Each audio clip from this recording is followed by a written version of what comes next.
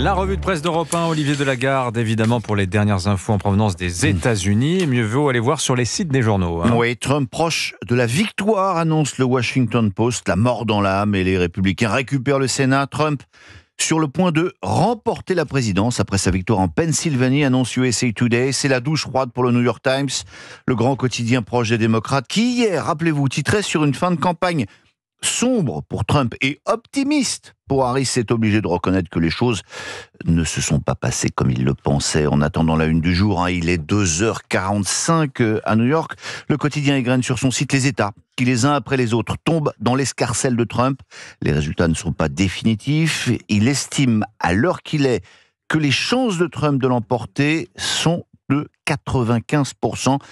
Et pendant que c'est l'effervescence dans la capitale fédérale américaine, les éditorialistes à Paris ont les bras ballants. Ouais, nous regardons tout ça et c'est rageant, reconnaît Jean-Dominique Merchet à la une de l'Opinion.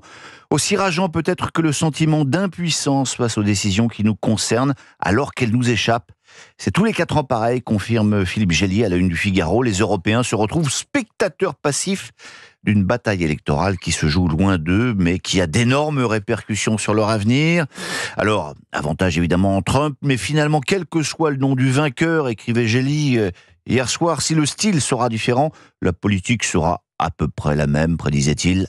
America first, l'Amérique d'abord. Au bout du compte, l'appréciation que font les États-Unis de leur intérêt s'impose au camp occidental. Face à cela, si encore les Européens respectaient un impératif d'unité. Mais non! On peut parier que dans les semaines qui viennent, un défilé empressé et désordonné de dirigeants du vieux continent va venir faire allégeance au prochain maître du monde. Dans la presse également, Bruno Retailleau, il est dans le JD News cette semaine. Oui, il accorde une longue interview. Le ministre de l'Intérieur y détaille son plan contre le narcotrafic, création d'un parquet national anti-stupéfiants, nouvelle méthode de lutte contre les points de deal, harcèlement des réseaux. Les caïds ne sont pas moins dangereux que les barbus, affirme-t-il. Nouvelle méthode donc et discours franchement désinhibé. Il dénonce le lien entre trafic de drogue et immigration, la corruption en hausse et les successeurs de Pétain, représentés par l'extrême gauche, anti-flic et antisémite, déclare Retailleau, interview réalisée par Louis Dragnel et Charlotte Dornelas. Merci Olivier Delagarde.